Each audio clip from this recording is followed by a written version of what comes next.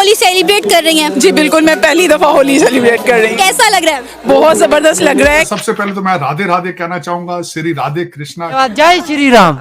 बड़े रंग शंग लगाए हैं, अब पहचाने ही नहीं जा रहे।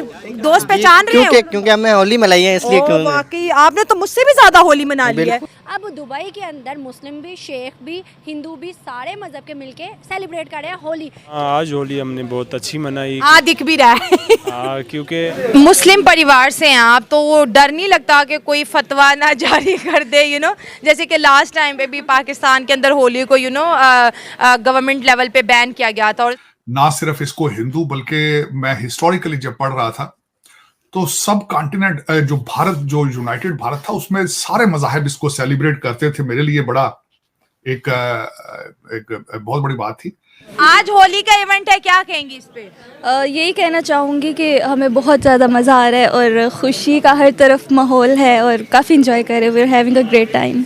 नमस्कार दोस्तों, जय हिंद। आज पूरे भारत में धूमधाम और खुशियों के साथ होली मनाई गई, लेकिन सिर्फ भारत में ही नहीं बल्कि दुनिया के कई और देशों जैसे इस्लामिक देश और पाकिस्तान में भी होली की खुशियां दिखाई दी। अब दरअसल भारत में ही नहीं पूरी दुनिया में होली का जश्न मनाया गया, जिसमें अमेरिका, ब्रिटेन और कई इस्लामिक देश भी शामिल हैं। और आपको जानकर हैरानी होगी कि पाकिस्तान में भी कई जगह होली की धूमधाम देखी गई और कई पाकिस्तानियों ने एक दूसरे को रंग गुलाल लगाकर होली के इस त्योहार पर जश्न मनाया। और पाकिस्तान में सिर्फ लड़कों ने ही नहीं बल्कि लड़कियों ने भी एक दूसरे को रंग लगाकर होली खेली। और दुनिया के कई इस्लामिक देशों में और पाकिस्तान में होली खेलते देख पाकिस्तानी मीडिया हैरान है और वह भी बात कर रहे हैं कि कैसे हमारे देश के ही नौजवान हिंदू त्योहारों को धूमधाम से मना रहे हैं। और दूसरी तरफ पाकिस्तान की नई सरकार की तरफ से यह संकेत आ रहे हैं कि वह भारत के साथ व्यापार फिर से शुरू कर सकते हैं। हाल ही में आई कुछ मीडिया रिपोर्ट्स के अनुसार पाकिस्तानी विदेश मंत्री इसाक डर ने बताया कि पाकिस्तानी व्यापारी भारत के साथ व्यापार शुरू करवाना चाहते हैं और सरकार उन सभी हितधारकों से बात करके इस बात की संभावनाओं की तलाश करेगी। हम आपको बता दें कि इमरान खान के शासन में 2019 में भारत और पाकिस्तान के द्विपक्षीय ट्रेड को समाप्त कर दिया गया था।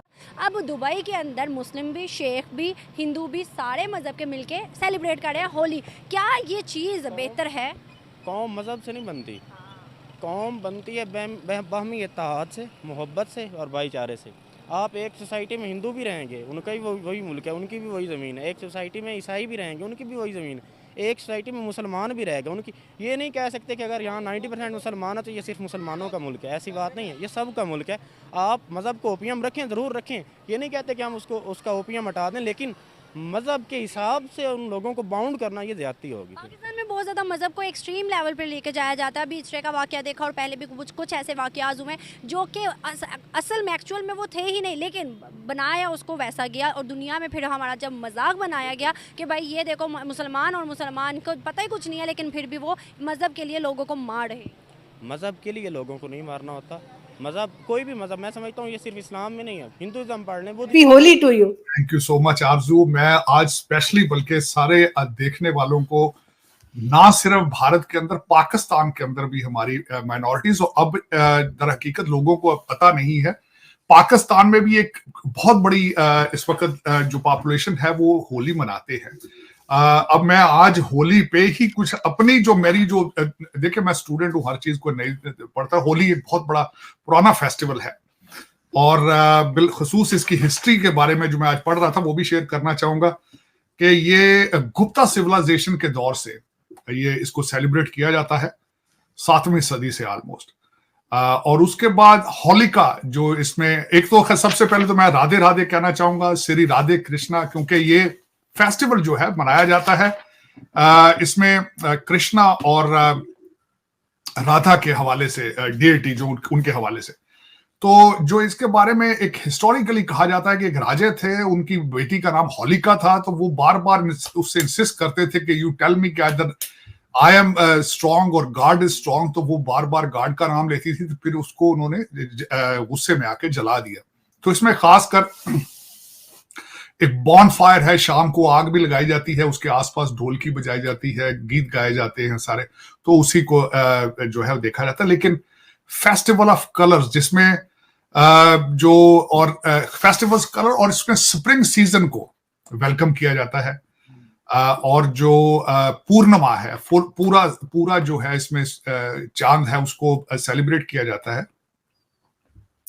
ना सिर्फ इसको हिंदू, बल्कि मैं हिस्टोरिकली जब पढ़ रहा था तो सब कॉन्टिनेंट, जो भारत, जो यूनाइटेड भारत था, उसमें सारे मज़ाहिब इसको सेलिब्रेट करते थे। मेरे लिए बड़ा एक बहुत बड़ी बात थी कि इसको रेड फोर्ट, लाल किले के अंदर भी सेलिब्रेट किया जाता था, और इसको कहा जाता था ईद उल गुलाबी। ईद उल गुलाबी इसका नाम था, और आबपाशी के नाम से। और जो इसको बैन किया, हमारे भाईजान औरंगजेब साहब थे, वो ज्यादा थोड़े फनेटिक थे, तो उन्होंने आके इसको बैन कर दिया। लेकिन जो ही वो फौत मरते गए, बहादुर शाह जफर ने इनको रिस्टोर किया 1665 में फिर दोबारा।